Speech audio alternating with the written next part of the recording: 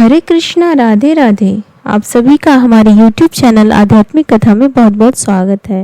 हिंदू धर्म में प्राचीन काल से ही दान पुण्य का विशेष महत्व बताया गया है और जिसमें सबसे बड़ा दान अन्न दान है। इसी दान के चलते पौराणिक कथा के अनुसार महाभारत के अहम पात्र सूर्यपुत्र कर्ण को भी स्वर्ग में बिना अन्न के भूखों मरना पड़ा था। इस कथा के अनुसार महाभारत के दौरान कर्ण की मृत्यु हो जाने के बाद जब उनकी आत्मा स्वर्ग में पहुंची तो उन्हें बहुत सारा सोना और गहने दिए गए। कर्ण की आत्मा को कुछ समझ नहीं आया, वह तो आहार तलाश रहे थे। उन्होंने देवता इंद्र से पूछा कि उन्हें भोजन की जगह सोना क्यों दिया गया। तब देवता इंद्र ने कर्ण को बताया कि उसने अपने जीवित रहते हुए पूरा जीवन सोना दान किया, लेकिन अपने पूर्वजों को कभी भी खाना दान नहीं किया।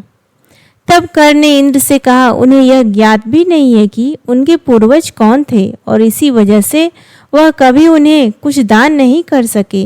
इस सब के बाद कर्ण को उनकी गलती सुधारने का मौका दिया गया और 16 दिन के लिए पृथ्वी पर वापस भेज दिया गया, जहां उन्होंने अपने पूर्वजों को याद करते हुए उनका श्राद्ध कर उन्हें आहार दान किया, तर्पण किया। इन्हीं 16 दिन की अवधि को पितृपक्ष कहा गया। अतः इस कथा को पढ़ने या सुनने का बहुत महत्व है। पितृपक्ष की लोक कथा के अनुसार जोगी तथा भोगे दो भाई थे। दोनों अलग अलग रहते थे। जोगी धनी था और भोगे निर्धन।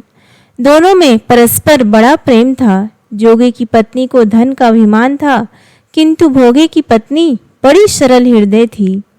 पितृपक्ष आने पर जोगी की पत्नी ने उससे पितरों का श्राद्ध करने के लिए कहा तो जोगी इसे व्यर्थ का कार्य समझकर टालने की चेष्टा करने लगा, किंतु उसकी पत्नी समझती थी कि यदि ऐसा नहीं करेंगे तो लोग बातें बनाएंगे। फिर उसे अपने मायके वालों को दावत पर बुलाने और अपनी शान दिखाने का यह उचित अवसर लगा। अतः वह बोली, आप शायद मेरी परेशानी की वजह से ऐसा कह रहे हैं, किंतु इसमें मुझे कोई परेशानी नहीं होगी। मैं भोगे की पत्नी को बुला लूंगी, दोनों मिलकर सारा काम कर लेंगी। फिर उसने जोगे को अपने पीहर न्योता देने के लिए भेज दिया।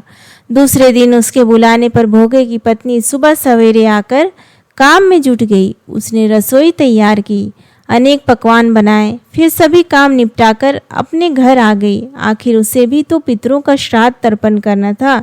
इस अवसर पर ना जोगी की पत्नी ने उसे रोका, ना वह रुकी। शीघ्र ही दोपहर हो गई। पितर भूमि पर उतरे। जोगे भोगे के पितर पहले जोगी के यहाँ गए, जो क्या देखते हैं कि उसके ससुराल वाले वहाँ भोजन पर जुटे हुए हैं। निराश होकर वे भोगे के यहाँ गए।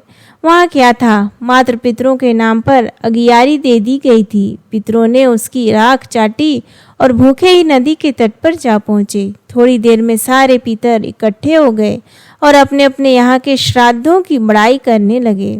जोगे भोगे के पितरों ने भी अपनी आप बीती सुनाई। फिर वे सोचने लगे, अगर भोगे समर्थ होता तो शायद उन्हें भूखा ना रहना पड़ता, मगर भोगे के घर में तो 2 जून की रोटी भी खाने को नहीं थी। यही सब सोचकर उन्हें भोगे पर दया आ गई। अचानक वे नाच नाच कर गाने लगी। भोगे के घर धन हो गए।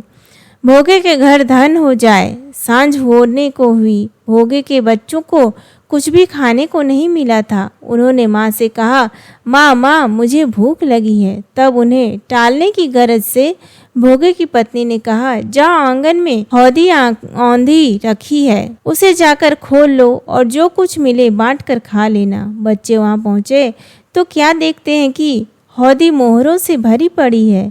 वे दौड़े दौड़े माँ के पास पहुँचे और उसे सारी बातें बताई। आंगन में आकर भोगे की पत्नी ने यह सब कुछ देखा तो वह भी हैरान रह गई। इस प्रकार भोगे भी धनी हो गया, मगर धन पाकर वह घमंडी नहीं हुआ। दूसरे साल का पितृपक्ष आया। श्राद्ध के दिन भोगे की पत्नी 56 प्रकार के व्यंजन बनाए। ब्राह्मणों को बुलाकर श्राद्ध किया, भोजन कराया, दक्षिणा दी। जेठ जेठानी को सोने चांदी के बर्तनों में भोजन कराया। इससे पितर बड़े प्रसन्न तथा तृप्त हुए। उम्मीद करती हूँ आपको आज का ये वीडियो पसंद आया तो प्लीज़ वीडियो को लाइक करें, शेयर करें और चैनल को सब्सक्राइब करें। धन्यवाद।